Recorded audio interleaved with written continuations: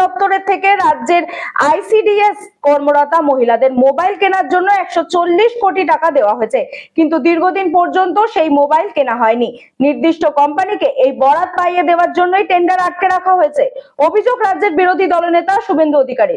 রাজ্যের বিরোধী দলনেতা শুভেন্দু অধিকারী বলেছেন, কেন্দ্রীয় শিশু ও নারী কল্যাণ দপ্তরের থেকে রাজ্যের আইসিডিএস এ কর্মরত মহিলাদের জন্য মোবাইল কেনায় 140 কোটি টাকা দেওয়া হয়েছে, কিন্তু দীর্ঘদিন পর্যন্ত সেই মোবাইল কেনা হয়নি বা ওই কর্মীদের টাকাও দেওয়া হয়নি। তিনি অভিযোগ করেছেন, নির্দিষ্ট একটি কোম্পানিকে এই বরাত পাইয়ে দেওয়ার জন্য টেন্ডার আটকে রাখা হয়েছে। পাশাপাশি নন্দীগ্রামের গোকুলনগরের অধিকারী পাড়া এবং সোনাচূড়ার ভাঙাবেড়ায় 2007 সালে জমি রক্ষার আন্দোলনে পুলিশের গুলিতে নিহত শহীদদের প্রতি শ্রদ্ধা জানিয়ে রাজ্যের বিরোধী দলনেতা সাংবাদিকদের সঙ্গে কথা বলেছেন।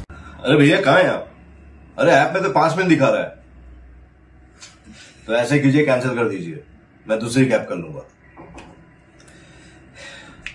क्या बात कर रहे हैं आप? ऐप में तो 500 रुपए दिखा रहा है, आप एक्स्ट्रा क्यों मांग रहे हैं? क्या आप भी रोजाना ट्रेवल करने के लिए कैब बुक करते हैं? और क्या इसी तरह के एक्सपीरियंस का सामना करना पड़ता है आपको भी? तो आइए, अब इस एक्सपीरियंस को बेटर बनाने का टाइम आ गया है रेडी टू कैब के साथ। रेडी टू कैब से इंडिया का most trusted and fastest growing cab booking platform. Ready to cabs पर आपको कैब बुकिंग सर्विसेज ही नहीं बल्कि यहाँ पर आप local taxi, rickshaw, AC non AC taxi सब बुक कर सकते हैं। और सबसे अच्छी बात तो यह है कि यहाँ पर आप अपना फेयर खुद डिसाइड करते हैं, है ना ये अच्छी बात।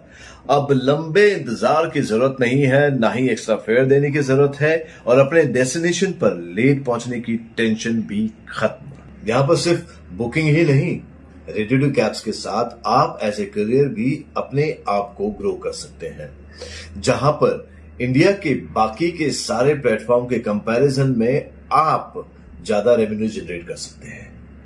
तो अब इंतजार कैसा, बनाओ अपने कैब बुकिंग एक्सपीरियंस को बेटर रेडी टू कैब्स के साथ।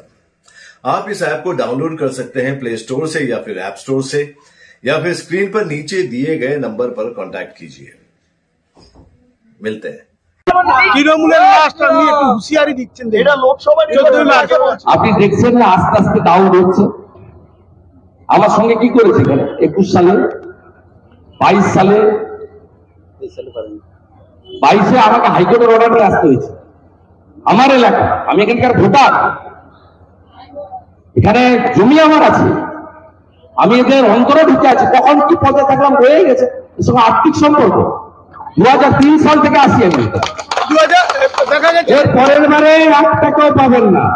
2023 ছাঁট মানুষগুলো ঘুরছে না, এদের 1 টাকাও পাবেন না। অনেককে দেখলাম আপনার সঙ্গে, আজকে দেখলাম অমিত শাহ বলছেন মুখ্যমন্ত্রী সিএ নিয়ে রাজনীতি করছেন, এই রাজনীতি বন্ধ হওয়া উচিত অবিলম্বে। বলছেন এমন কিছু তথ্য দিন যেখানে মানুষের নাগরিকত্ব চলে যাচ্ছে, সেটা লেখা আছে সিএ তে। আরে আমি কালকে রানাঘাটে বলেছি 20,000 লোকের সমাগম, একটা লোকের নাগরিকত্ব গেলে আমার এমএলএ সিট থেকে রেজিগনেশনটা নিয়ে যাবেন।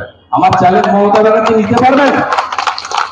একটা লোকের নাগরিকত্ব যদি না যায় আপনি রেজিগনেশন দিতে পারবেন তো? আপনার দোকান টাকা নন্দীগ্রামে হেরো মুখ্যমন্ত্রী হয়েছে, আপনি পারবেন না, আমি পারবো। আমি বলছি তো আপনাদের, একটা লোকের যদি নাগরিকত্ব চলে যায় আমার রেজিগনেশন লেটারটা নিয়ে যাবেন। আমি এখানে 4 সালে দাঁড়িয়েছি, আমার জুতা জামা যা ছিল তাই আছে। আমি আজকে মাঝে মন্ত্রী, সাংসদ, এখন বিরোধী দলনেতা। আমার কোনো পরিবর্তন হয়েছে নাকি? আগে রাজ্য পুলিশ কটা ছিল, সিকিউরিটি, এখন কেন্দ্রের পুলিশ আছে। এর ছাড়া কোনো পরিবর্তন আছে? কোনো পরিবর্তন আছে? কোনো পরিবর্তন নেই। মমতা ব্যানার্জিকে চ্যালেঞ্জ করছি, নাগরিকত্ব যদি কারণ না যায় আপনি পদত্যাগ করবেন তো? বিরোধী দলনেতার চ্যালেঞ্জ গ্রহণ করুন। আপনি তো লিডার অফ দ্য হাউস, আমি লিডার অফ দ্য অপোজিশন।